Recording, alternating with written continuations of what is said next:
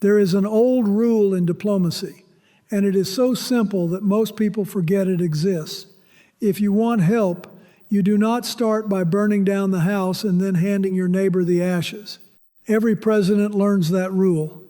Some learn it the hard way. I certainly did during my time in office.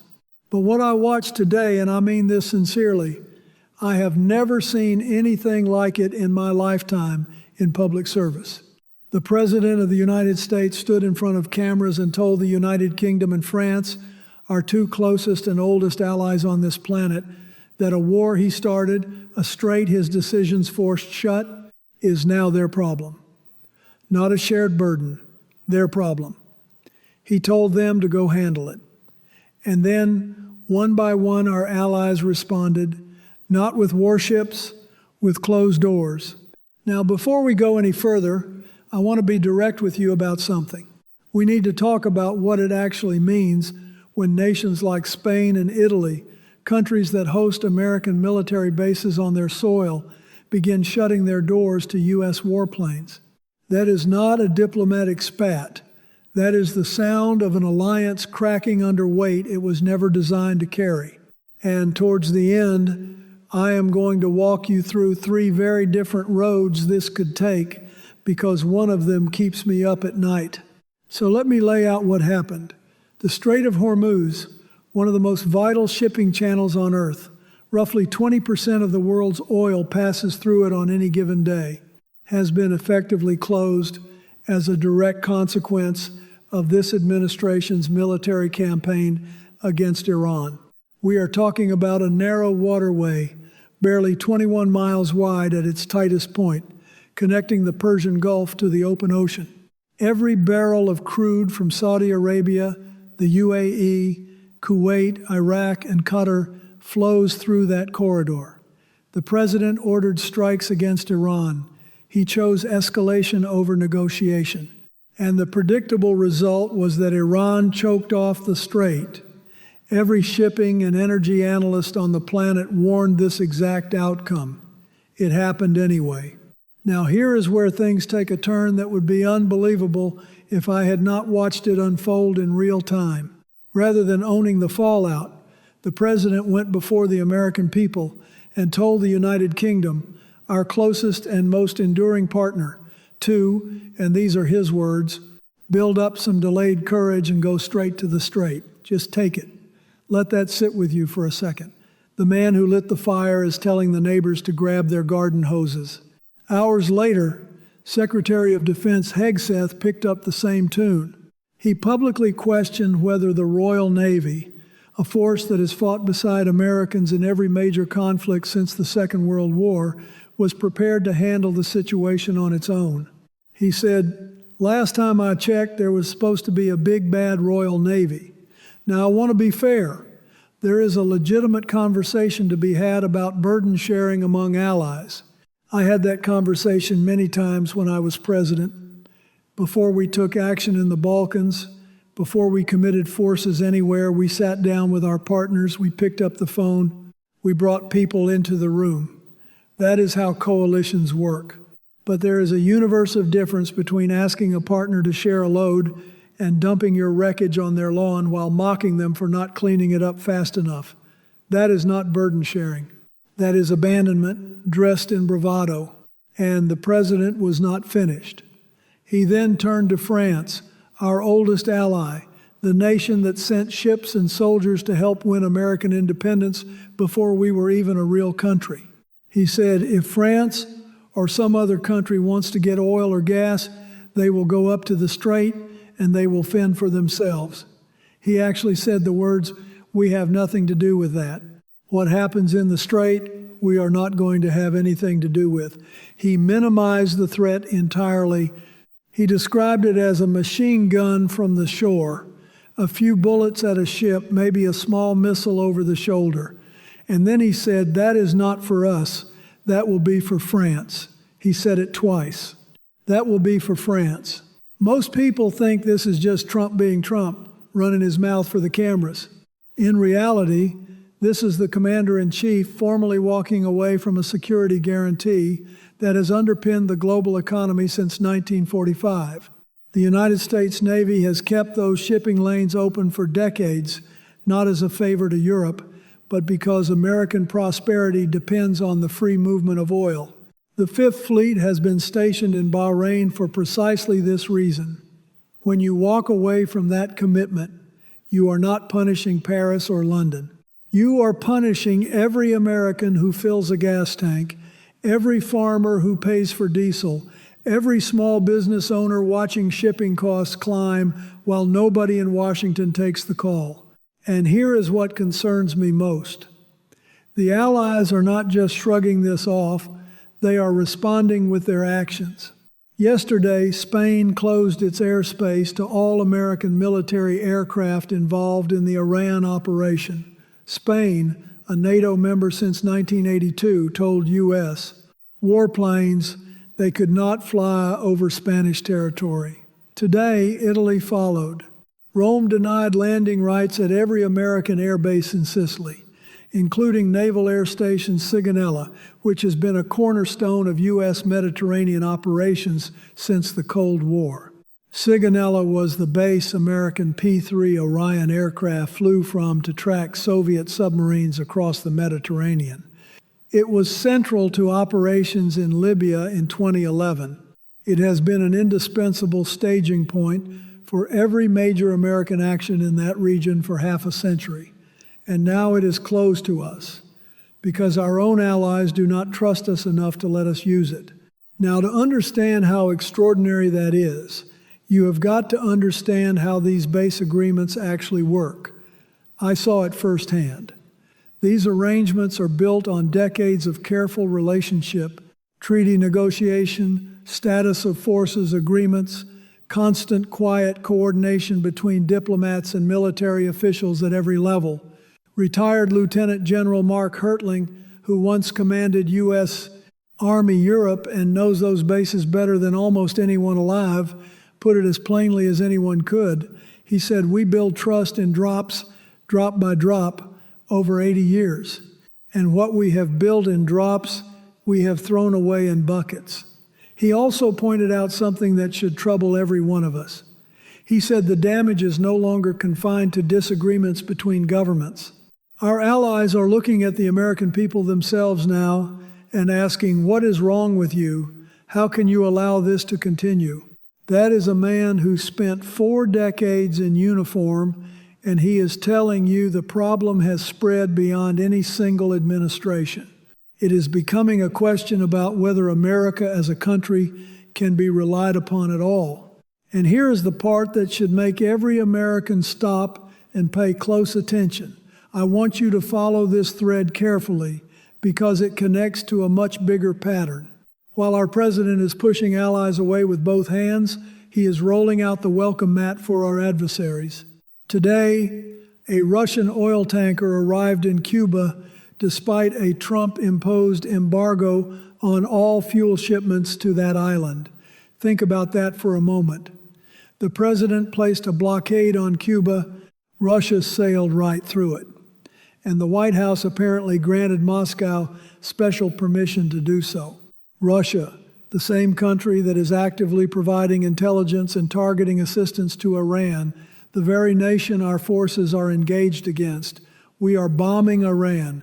Russia is helping Iran. And we are letting Russia break our own rules. Explain that to a military family whose loved one is sitting on a destroyer in the Persian Gulf tonight. Now look, this war has been a contradiction from the very start, and I do not say that lightly. I say it because contradiction in war gets people killed.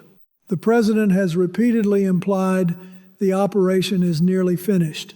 Wrapping up, he keeps saying, but every day additional troops are flowing into the region. 1,000 more each day, according to the latest reporting. You cannot tell the public the mission is almost over while simultaneously surging reinforcements. Those two claims cannot both be true. One of them is a lie, and the troops on the ground know which one. And the objectives keep shifting like sand in a windstorm. One day the mission is regime change in Tehran. The next day it is dismantling Iran's nuclear program. Then it is stopping terrorism. Then it is reopening the Strait of Hormuz. Then suddenly the strait is somebody else's responsibility.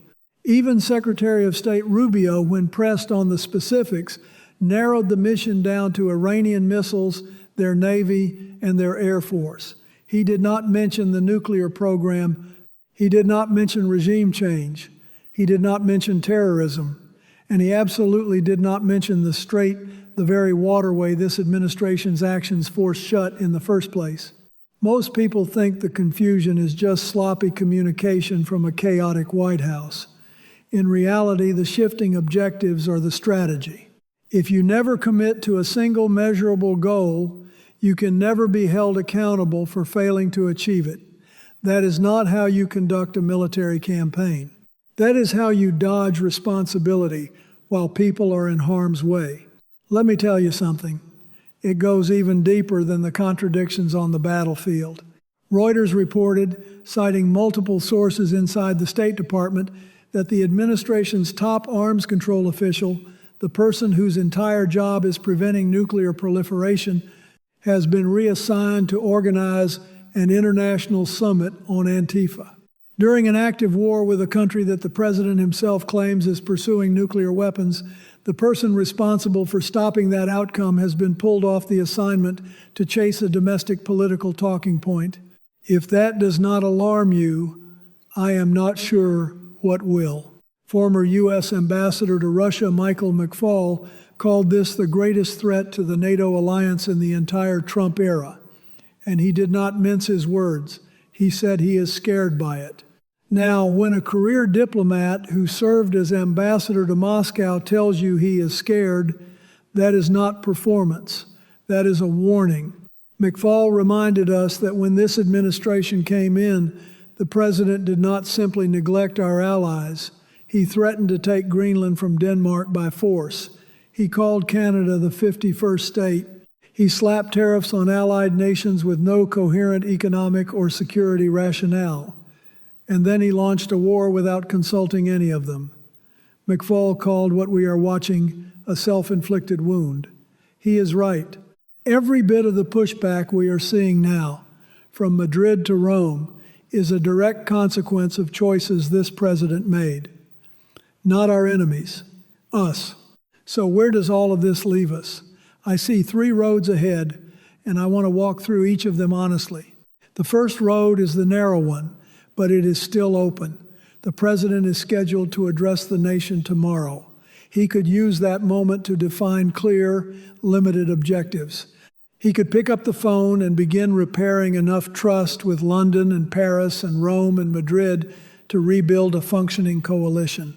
He could acknowledge that the Strait of Hormuz is an American interest, not a European chore, and that our naval presence there protects American commerce as much as anyone else's. And he could open a quiet back channel for a ceasefire that gives Iran an off-ramp without rewarding their aggression. It is possible. But it would require a kind of humility and strategic discipline that this administration has not shown a single time.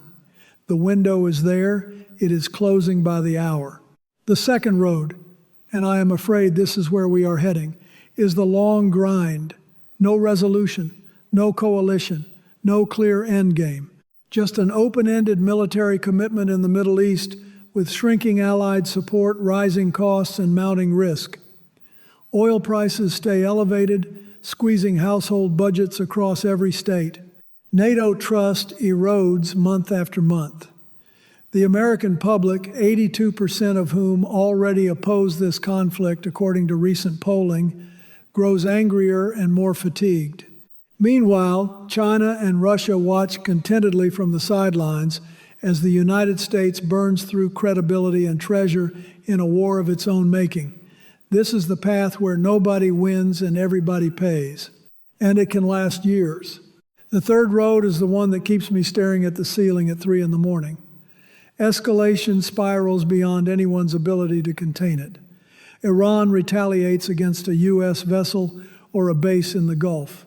The administration, having alienated every ally that could help manage the response, acts alone and without restraint. The conflict widens. Hezbollah opens a front on the Lebanese border. Energy markets break. Oil hits $200 a barrel. The global economy buckles under the weight. And the alliance structure that has kept great power peace for 8 decades fractures in ways that cannot be reassembled in our lifetimes. I am not predicting this outcome, but I am telling you plainly that every day we spend without coalition support, without defined objectives, and without open diplomatic channels, the distance between where we are and that nightmare shrinks. Let me close with this. And I want to speak not as a Democrat, not as a former president, but as somebody who loves this country and has staked his whole life on the belief that it can correct its own course. We have been in dark chapters before. After Vietnam, the world questioned whether America had lost its compass entirely. After Iraq, the same doubts surfaced all over again. After each of those failures, people said the damage was permanent. They were wrong. Each time, it was not some grand gesture from the top that pulled us through. It was ordinary citizens demanding accountability, calling their representatives, showing up at town halls, writing letters, casting votes, refusing to accept less than the country they were promised. I am not going to stand here and pretend my side has all the answers. Nobody does when things are moving this fast. But I will tell you what I know from sitting behind that desk. Alliances are not decorations you hang on the wall and admire. They are load-bearing walls. Remove them, and the entire structure comes down on everyone inside. You cannot set fire to the neighborhood and then hand your neighbors a mop.